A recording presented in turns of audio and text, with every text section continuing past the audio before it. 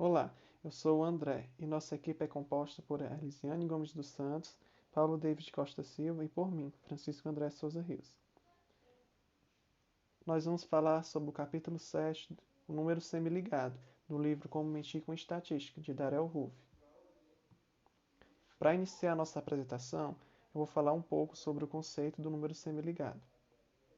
No livro, o autor sugere, não consegue provar o que deseja, demonstra alguma coisa e finge que são equivalentes.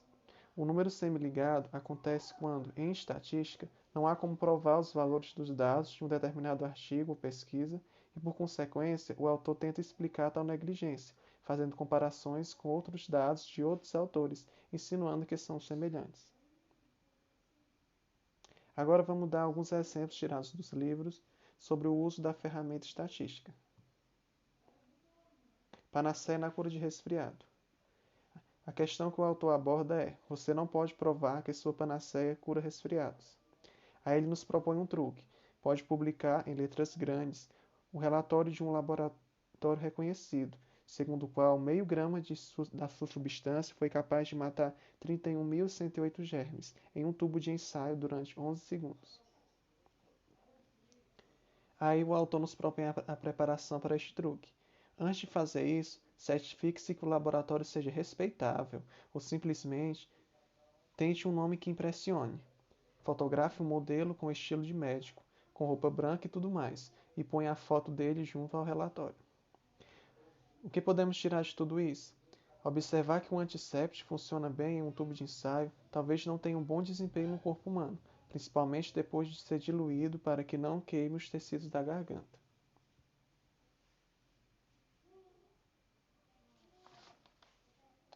Atualmente, o uso dos números semiligados aconteceu sobre a medicação da hidroxicloroquina, como prevenção contra a Covid-19, mas vemos que os resultados não aconteceram na prática. O número de afetados cresceu muito, mesmo com a medicação da cloroquina. Outro exemplo do livro: Negação do preconceito racial em sociedade. O autor nos propôs essa questão: o preconceito racial está aumentando, mas o pesquisador será incumbido de provar o contrário. Preparação: faça uma pesquisa de opinião, ou melhor ainda, peça que a sua pesquisa seja feita por uma organização renomada. Pergunte àquela habitual fatia da população se ela acha que os negros têm chances tão boas quanto os brancos de conseguir emprego. Repita essa operação após intervalos de tempo, ao passo que você tem uma tendência para relatar. Um departamento de pesquisas renomado de Princeton, Nova Jersey, nos Estados Unidos, fez um teste sobre a oportunidade de emprego em diferentes raças. A pergunta era acompanhada de perguntas destinadas a descobrir se os entrevistados tinham um preconceito forte contra os negros. Com isso, com certeza, o público mais preconceituoso respondeu que a população negra tinha sim a mesma chance de conseguir empregos quanto os brancos. Além disso, a maioria do público tolerante afirmou que os negros não têm muitas oportunidades empregatícias. Conclusão: com essa pesquisa, aprendemos muito pouco sobre as condições de emprego para os afrodescendentes. Contudo, aprendemos algumas ideias sobre atitudes raciais de um indivíduo. Este exemplo explica muito bem o que a gente estudou sobre o viés de seleção. O autor pergunta àquela parte da população que tem a tendência de responder o que favorece a sua pesquisa. Exemplo 3: acidentes em ferrovias. Relatou-se que o número de mortes associados à ferrovia em um ano recente foi de 4.712. Parece bom argumento para manter distância de trem, talvez para se apegar ao seu automóvel. Contudo, você investiga mais, descobre que esses dados têm um significado bem diferente. Quase metade dos acidentes dessas vítimas era de motoristas de carros que bateram em trens nos cruzamentos. A maior parte dos outros acidentados estavam pegando carona clandestinamente no trem. Apenas 132 de 4.712 eram passageiros. Então, tiramos como conclusão: se formos nos preocupar com as chances de morrer durante uma viagem, seja qual for o transporte, não conseguirá muitas informações relevantes, questionando quais transportes mataram mais pessoas no ano anterior. Pegando a proporção e investigando o número de mortes em cada situação, o mais próximo que conseguiremos chegar de saber onde estão seus maiores riscos. contextualizando as finalidades dos números semiligados. Mas não criei apenas pensamentos negativos sobre esse método. Na verdade, engana-se quem acha que o número semiligado é utilizado apenas para enganação intencionais. Em setores de saúde, educação e outros setores governamentais, as estatísticas geralmente são utilizadas de modo equivocado, o que sustenta, mais uma vez, a base estrutural desse conceito errado. Em outras palavras, as pessoas que conhecem o número semiligado ou conhecem alguma outra metodologia que não esteja presente de forma cômica no livro Como Mentir com Estatísticas acaba criando uma imagem ruim dessas metodologias, quando na verdade não necessariamente deveremos ter essa imagem. Por quê? Essas metodologias elas são utilizadas para desenvolver números estatísticos que sejam mais convincentes. Ou seja, essas estatísticas, essas metodologias podem ser usadas com finais beneficentes ou maleficentes. Digamos que você esteja ansiosamente esperando por um resultado de um exame. Você ficará bem mais tranquilo se saber que o resultado positivo desse exame tem estatisticamente mais chances de dar negativo ou de dar positivo. Digamos assim, se o exame tiver sido esperado para algo ruim, né? Para afirmação de alguma doença ou algo do tipo, digamos assim. Então, essa imagem que temos sobre as metodologias como o número semiligado, porque o número semiligado é apenas uma das várias e várias metodologias usadas na estatística, no processo de desenvolvimento de estatística, são métodos que devemos entender e conhecer para que não possamos formar opiniões ou que não nos deixemos enganar por propagandas enganosas, que são onde mais são utilizados esses tipos de metodologias. Temos, por exemplo, os efeitos da poliomielite no mundo, que é um caso já pressuposto lá no livro Como Mentir com Estatísticas.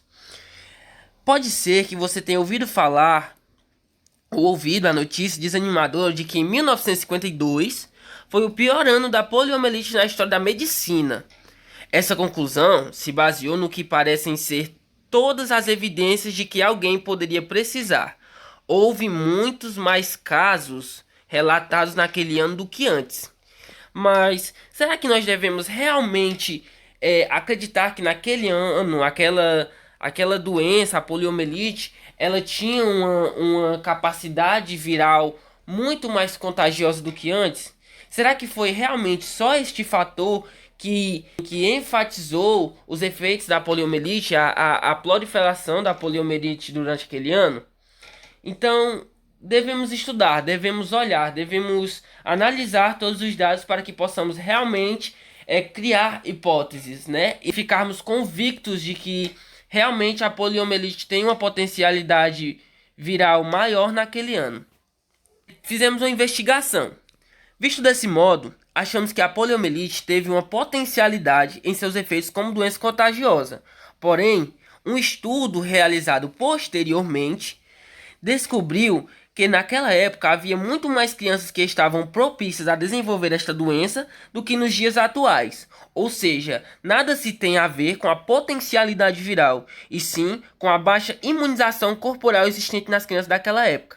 Ou seja, naquela época as crianças elas tinham mais propicialidade, elas estavam mais propícias, estavam com seus sistemas imunológicos fracos, mais instáveis, e por isso a doença se proliferou e teve, digamos, uma potencialidade maior sobre o corpo humano. Quando, na verdade, o sistema imunológico corporal não estava nos seus melhores dias, digamos assim. Então, desenvolveu-se aí uma infecção em massa da poliomielite.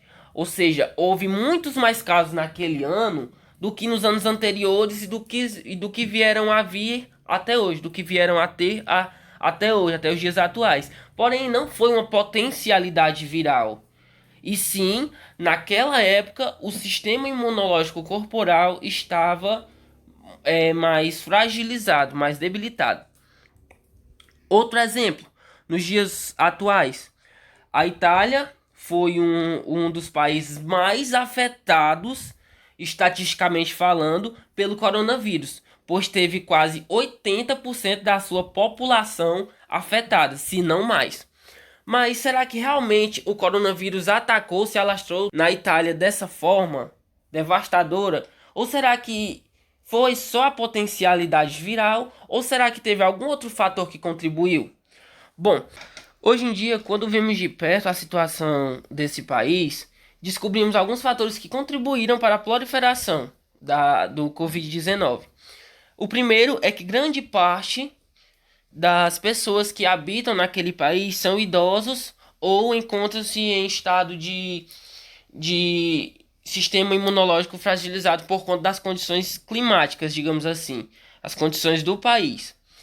Outro fator, antes da proliferação do coronavírus, antes da pandemia, as pessoas haviam tomado uma vacina que tinha alguma função em melhorar, digamos assim, o estado imunológico das pessoas.